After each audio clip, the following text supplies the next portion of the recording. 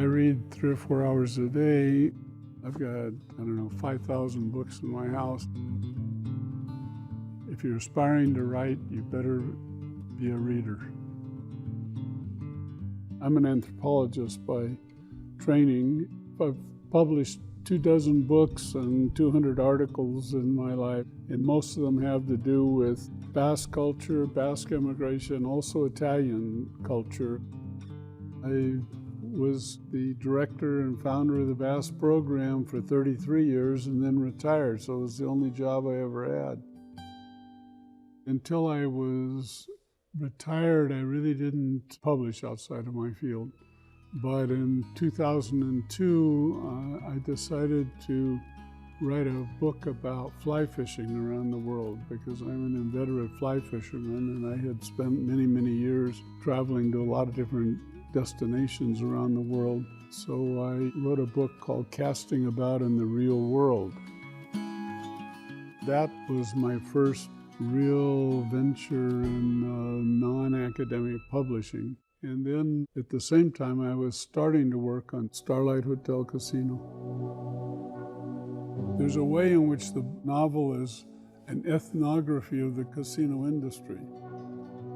I was an owner and an administrator in both the Riverboat and Comstock. They went under in the late 1990s. They failed for a variety of reasons. Competition from Las Vegas, competition from Indian gaming spreading around the country, an evolution of technology and whatnot within the industry. Starlight is a composite of the Riverboat and Comstock, and so the novel is about what happens within a casino family and the employees of a casino that's failing.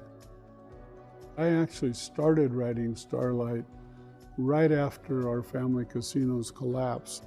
Something would happen to me and I would think, that would work for such and such a character in Starlight, and so I'd jot it down, maybe write a couple of pages on yellow pad, and then I had a whole box full of yellow pad when I finally sat down maybe 3 years ago to do the final edition.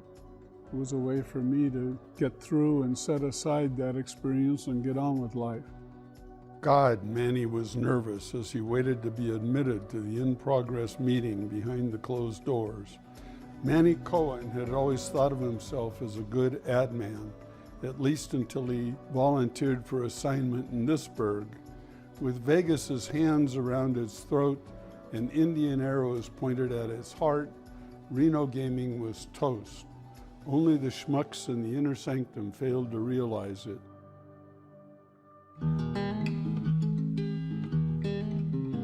It's amazing how autobiographical all novels are and how focused they are upon family, because those are the most intimate relationships that their authors have experienced in life. As an anthropologist, you have to describe the setting that you're working in. When God paints landscapes, he is an impressionist. Except for the coastlines that separate watery domains from terrestrial ones and the occasional soaring mountain range. His transitions are subtle and shaded, more process than events.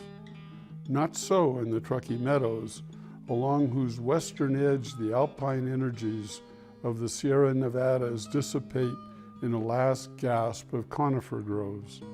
To the east, juniper and sagebrush-covered foothills herald the beginning of the vast Great Basin.